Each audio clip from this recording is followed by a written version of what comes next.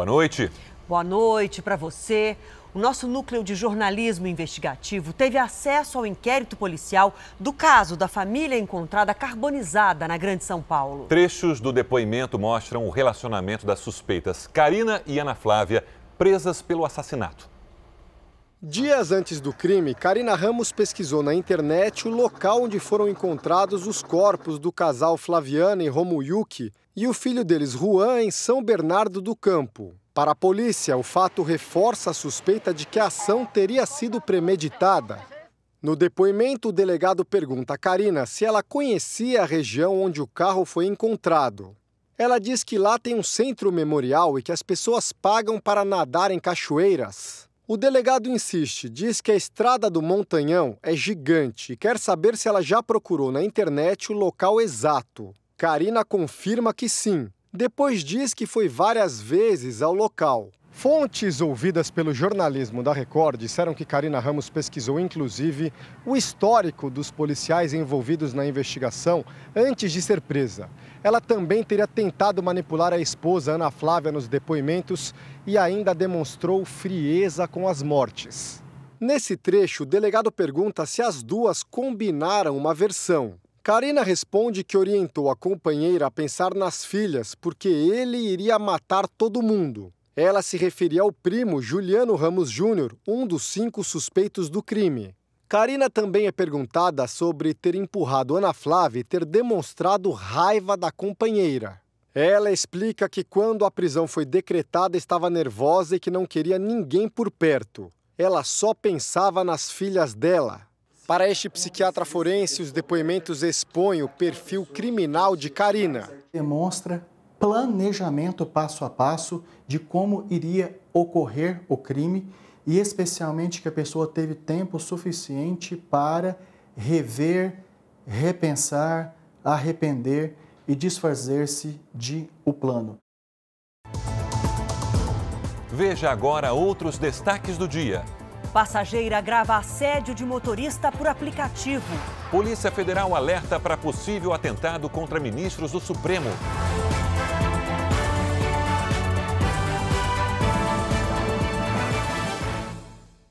Oferecimento Ágora. Investir transforma incertezas em planos. Invista com a gente.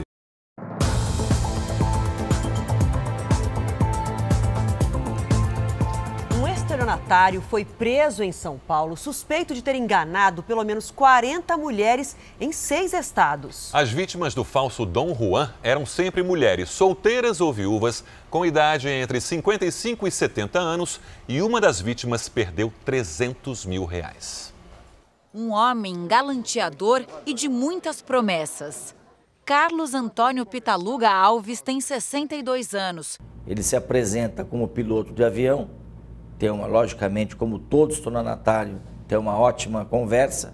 Iraides é uma das vítimas. Conheceu o golpista num site de relacionamentos. Conversaram por 4 meses por mensagem, até que se encontraram pessoalmente e engataram um namoro. Logo, Carlos começou a pedir dinheiro emprestado. Ele começou, primeiro foi para poder pagar o contador, para pagar o síndico que cuidava dos apartamentos dele. Na primeira leva foi R$ 1.800. Depois de 2 meses, ela já tinha perdido mais de R$10 mil. Eu descobri tudo através da rede social. Eu postei uma foto minha e dele. Aí uma das vítimas dele fez um comentário. Depois, no final do mês, foi que elas começaram a entrar em contato comigo via WhatsApp. E aí eu descobri tudo. Carlos Antônio é um velho conhecido da polícia. Já cumpriu pena por tráfico internacional de drogas em 97. Foi preso em São Paulo por causa de um mandado de prisão preventiva expedido pela Justiça do Mato Grosso e depois de ser denunciado por uma das vítimas enganadas. Eu faço isso para evitar novas vítimas. Não sei quantas poderiam ser. E para compensar moralmente ver ele sair algemado e preso, isso para mim é gratificante. Uma estudante filmou o assédio que sofreu de um motorista de transporte por aplicativo durante uma corrida em Viamão, no Rio Grande do Sul. O vídeo foi publicado nas redes sociais e outras vítimas apareceram. O assédio começou assim que a jovem entrou no carro. Eu namoraria contigo se tu não tivesse namorado. Mas eu acho que tem idade pra ser meu pai, assim. Não sou teu pai nada. Mas tem idade. Eu faria coisas que teu pai não faria. Ao longo do trajeto, Carolina, de 17 anos, revelou que era menor de idade e gravou a conversa com o motorista de aplicativo. 14 anos pra cima, tu já é responsável. Eu fiquei com medo de ser mais grossa com ele acelerar o carro, mudar o destino da viagem. Tipo, a sensação que tu sente é de inutilidade, sabe? Porque tu não tem o que fazer. A estudante, que conversou com a nossa equipe autorizada pela mãe, publicou os vídeos em uma rede social e denunciou o assédio à Uber. Eu recebi relatos de várias meninas de que ele já fez isso com outras passageiras, sabe? A empresa Uber informou que considera inaceitável e repudia qualquer ato de violência contra mulheres. A conta do motorista foi banida assim que a passageira fez a denúncia. Carolina e a mãe também registraram um boletim de ocorrência contra o homem. Acho que não tem que deixar passar, porque temos que ser respeitadas, não interessa a idade. No Rio de Janeiro, a polícia investiga o furto de uma estátua de bronze de quase meia tonelada de uma praça. O monumento de 1937 é tombado pelo Instituto do Patrimônio Cultural do Estado. A cadeira ficou vazia. O roubo da estátua deixou órfão o primeiro presidente do Brasil. O monumento representava a mãe de Marechal Deodoro, Dona Rosa Paulina da Fonseca. A estátua é toda feita de bronze, tem 2 metros de altura e pesa quase meia tonelada. A ausência da peça foi notada no fim de semana. O monumento fica nesta praça e é todo rodeado por essa grade de proteção com uma única porta de entrada para os funcionários que fazem a manutenção. O que a polícia quer descobrir é como os ladrões conseguiram levar uma peça tão pesada a uma altura de 4 metros do chão sem que ninguém tenha percebido. A perícia já foi feita no local. Essa não é a primeira vez que estátuas são alvo de ladrões na cidade. Os óculos do escritor Carlos Drummond de Andrade foram repostos pelo menos 11 vezes. Já a estátua do cantor e compositor Noel Rosa começou a ser levada por partes e hoje não existe mais. Este historiador diz que quem furta sempre vende para lugares que frequentemente compram a matéria-prima de forma ilegal. São ferros velhos especializados em bronze. E ninguém entende porque não se caça o alvará desses lugares. O pré-carnaval de São Paulo levou às ruas neste fim de semana 2,5 milhões de foliões, mas nem tudo foi alegria. A polícia prendeu 413 suspeitos, a maioria por furto e roubo. Na ocorrência mais grave, 5 pessoas foram baleadas. Um policial civil de folga reagiu a uma tentativa de roubo e disparou contra os suspeitos no meio do bloco, na zona sul de São Paulo. Os 5 feridos foram levados para o hospital e não correm risco de morrer. O policial estava indo visitar um conhecido. Segundo o que foi registrado no boletim de ocorrência, ele observou um arrastão sendo realizado, razão pela qual ele interveio. O policial reconheceu 2 dos baleados como sendo os assaltantes. A Corregedoria da Polícia Civil acompanha o caso. Na mesma região, 6 mulheres foram presas com 69 celulares. As fitas coloridas nos aparelhos são usadas pela quadrilha para identificar quem roubou cada celular. Com um grupo de colombianos, a polícia encontrou 48 aparelhos furtados. E no R7.com você encontra dicas de especialistas de como se proteger durante o carnaval. Sabe aquela oferta tentadora de ter um serviço de graça ou em promoção por tempo determinado? Ela pode esconder uma renovação automática de contrato. Essa prática proibida é uma das maiores reclamações nos órgãos de defesa do consumidor. Não é difícil encontrar alguém que enfrentou problemas com contratos fechados pela internet. Eles oferecem quando contratam. E na hora que você vai cancelar é uma dificuldade imensa. Aconteceu com o Rodrigo. Ele assinou um pacote promocional de 1 ano que permitia a leitura online de inúmeros livros. O contrato chegou ao fim E junto com ele, uma surpresa no cartão de crédito. Eu fui convencido pela promoção, mas na hora da renovação automática não me comunicaram previamente, só depois de cobrado o valor, de um preço 3 vezes maior do que eu tinha aceitado pagar a princípio. Cobranças indevidas no comércio eletrônico estão entre as principais reclamações dos brasileiros. O último levantamento feito pela Secretaria Nacional do Consumidor mostra que, em um ano, esse tipo de queixa quase dobrou. A renovação automática dos serviços, que acontece sem o consentimento do comprador, é uma das mais recorrentes. Essa renovação automática é uma cláusula abusiva porque coloca o consumidor em desvantagem exagerada. Não tem jeito. Diante de uma oferta tentadora, a recomendação principal é ler com atenção todo o contrato antes de concordar com os termos. E ficar atento, porque as empresas são obrigadas a colocar em destaque informações sobre cobranças adicionais ou de renovação de contrato. O consumidor que não concordar com a renovação automaticamente tem meios de cancelar o contrato e pedir ressarcimento do valor pago. O consumidor pode reclamar tanto no PROCON quanto no Ministério Público, que tem que tomar providências aí para resolver o problema não só para aquele consumidor, mas para todos. Pelo segundo dia consecutivo, os termômetros dispararam em Porto Alegre e hoje a capital do Rio Grande do Sul foi a mais quente do país, Felipe Bueno. Qual foi a máxima registrada hoje, então? Boa noite. Boa noite. Os termômetros registraram 37,9 graus. Choveu no meio da tarde, ainda está quente neste momento e por isso as pessoas adiam um pouco a volta para casa, justamente para curtir um pouco da brisa dessa noite.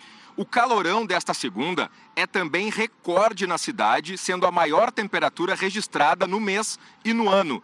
Não fazia tanto calor desde fevereiro de 2014. Além do calor, as pessoas também devem se preocupar com a incidência dos raios ultravioleta, que alcançam níveis extremos em dias mais quentes. E a previsão para amanhã ainda é de altas temperaturas, que podem passar dos 36 graus. De Porto Alegre, Felipe Bueno.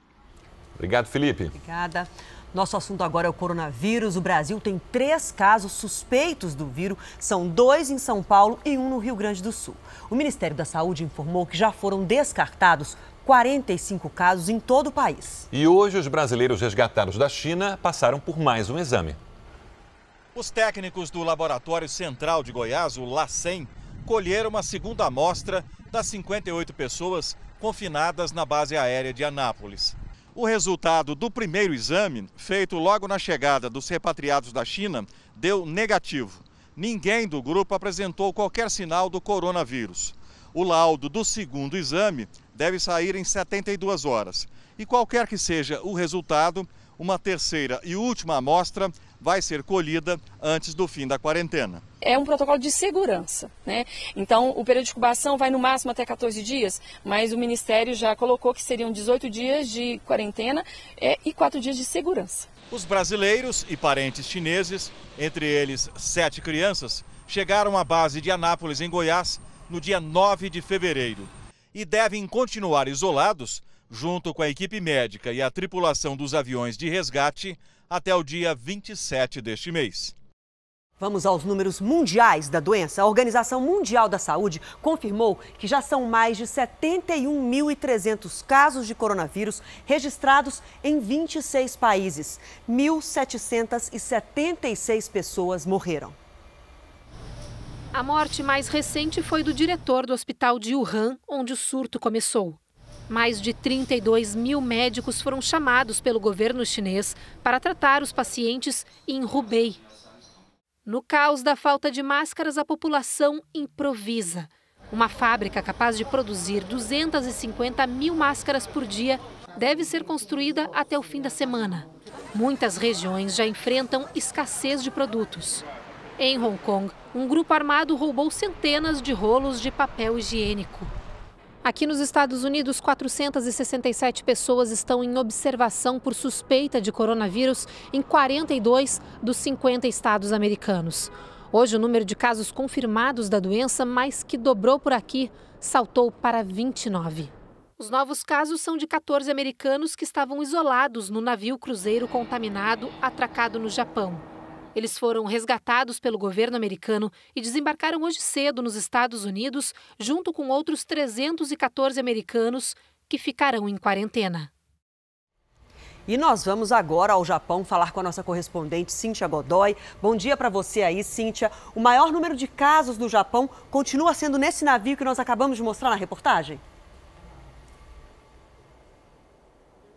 Isso mesmo, Adriana, boa noite para vocês. Só no cruzeiro subiu para 454 o número de casos. O aumento acontece à medida que os testes feitos em passageiros e tripulantes ficam prontos. A quarentena está prevista para terminar nesta quarta-feira. O Japão é o país com maior número de infectados fora da China. São 510 casos. Em meio ao surto, a economia também enfrenta um problema. Houve retração de 1,6% no último trimestre de 2019, na comparação com o trimestre anterior. É a maior queda em 6 anos. Especialistas acreditam que se a epidemia de coronavírus não for contida, o país poderá chegar à recessão.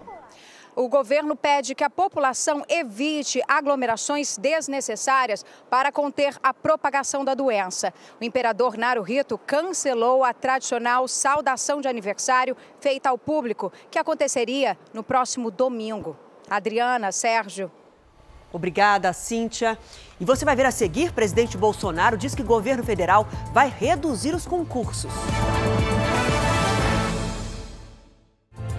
O presidente Jair Bolsonaro disse que o governo federal deve reduzir drasticamente o número de concursos. Hoje, Bolsonaro recebeu a delegação do Flamengo e prometeu analisar mudanças nas leis do futebol brasileiro. O presidente Jair Bolsonaro começou a semana recebendo dirigentes do Flamengo e o técnico Jorge Jesus. Trouxeram sugestões de mudança na legislação para ajudar o futebol no Brasil. Perguntei se havia unanimidade dos demais clubes de futebol. A princípio, há um entendimento que tem que reformular algumas leis do futebol. Logo depois do Carnaval, o presidente vai ao Uruguai para a posse do novo presidente do país. Jair Bolsonaro confirmou que o encontro bilateral com o presidente da Argentina, Alberto Fernandes, não deve acontecer por problemas de agenda. O que nós queremos com a Argentina é o Mercosul, é um bom relacionamento, mas tendo aí a democracia e a liberdade acima de tudo. Para esta terça-feira, o governo prepara o lançamento do programa Mais Brasil, com o objetivo de elevar a competitividade de médias e pequenas empresas. Jair Bolsonaro disse que o texto da reforma administrativa está quase pronto para ser enviado ao Congresso. O presidente tem se preocupado pessoalmente com a comunicação da proposta para tentar evitar embates com os servidores. A ideia do governo é deixar claro que o projeto não atinge os atuais funcionários públicos, mas a intenção é fazer poucos concursos. Se você não fizer algo, os atuais servidores vão ficar sem receber lá na frente. Então não é travar, os concursos públicos são os essenciais. A Polícia Federal alertou os integrantes do STF que foram detectadas conversas que podem colocar em risco a rotina dos ministros. Os autores das ameaças já teriam sido identificados. Segundo fontes da Polícia Federal, foram identificadas conversas na Deep Web, páginas da internet mais difíceis de serem rastreadas e por isso usadas por criminosos. Nas mensagens, os suspeitos comentam a rotina dos ministros e dizem que seria fácil atacá-los. A Polícia Federal identificou os autores e repassou as informações ao ministro Alexandre de Moraes, relator do inquérito que investiga ataques virtuais ao Supremo desde o ano passado. O presidente do tribunal, Dias Toffoli, enviou ofício sigiloso aos ministros, com orientações para que eles reforçassem a segurança pessoal. Desde a abertura do inquérito no primeiro semestre do ano passado, o STF adotou novas medidas de proteção para as autoridades. Os carros oficiais foram trocados por veículos blindados e alguns ministros agora só andam com escolta. Em algumas semanas, eles também deixarão de entrar no prédio principal do STF pela rua. O subsolo passa por reforma para abrigar uma garagem privativa, com acesso ao elevador que os levará diretamente ao plenário. As equipes de segurança do Supremo também foram reforçadas e em breve o acesso de autoridades terá detectores de metais. Você vai ver a seguir: jogador vítima de racismo protesta, leva cartão amarelo e abandona jogo em Portugal. As famílias de agricultores que foram alvo da operação do IBAMA contra a grilagem em áreas indígenas dizem que receberam há 10 anos do governo do Pará o direito à posse da terra. Nesse domingo, um antropólogo foi preso depois de tentar impedir a ação em uma aldeia no estado. A gravação foi feita durante a operação de reintegração de posse em terras da aldeia Ituna Itatá, na região de Altamira, no Pará. Nas imagens, o antropólogo Eduardo Luz alega ter documentos que impediriam a ação dos agentes do IBAMA. Estive na 4ª Câmara do Ministério Público Federal e onde ficou acordado que nenhum patrimônio de população em situação de fragilidade será destruído. Eu fui claro? Mas o antropólogo não apresentou nenhum documento e descumpriu a ordem de sair da aldeia. Se o senhor não sair agora, o senhor será preso. O senhor é servidor do IBAMA, o senhor não tem essa autoridade. Peço desculpas. Então tá, o senhor está preso. Não, eu peço desculpas. O senhor está preso. Continua com o Eduardo Luz foi levado à sede da Polícia Federal, prestou depoimento e foi liberado. A operação faz parte de uma ação nacional de combate à grilagem. Mandados de reintegração foram cumpridos nos estados do Pará, Amazonas e Mato Grosso. Em Altamira, a aldeia começou a ser ocupada em 2010. Foram cerca de 1.500 famílias que foram remanejadas para a reserva Ituna Itatá. Segundo os moradores, eles têm o cadastro ambiental rural expedido pelo governo do estado em junho de 2010, que mostra a localização e o tamanho de cada propriedade. O decreto foi assinado pela então governadora Ana Júlia Carepa, do PT. Dados do Amazon, o Instituto do Homem e Meio Ambiente da Amazônia, mostram que quase 190 quilômetros quadrados da Amazônia Legal foram desmatados em janeiro deste ano, 74% a mais que no ano passado. A questão é que os recursos naturais que essas unidades de terras indígenas têm valem muito dinheiro no mercado local e internacional. Tá? Então, em alguns locais, são mais valiosos do que o próprio minério. A ex-governadora do Pará, Ana Júlia Carepa, disse que não tem conhecimento do decreto que supostamente remanejou as famílias da reserva de Arará para Ituna Itatá e acrescentou que isso não seria possível, já que as terras indígenas são de responsabilidade do governo federal. A Comissão Internacional do Direito do Trabalho divulgou hoje em Belo Horizonte um relatório sobre o rompimento da barragem de Brumadinho. Vamos ao vivo até BH com a repórter Gisele Ramos. Boa noite para você, Gisele. O que revela esse novo relatório?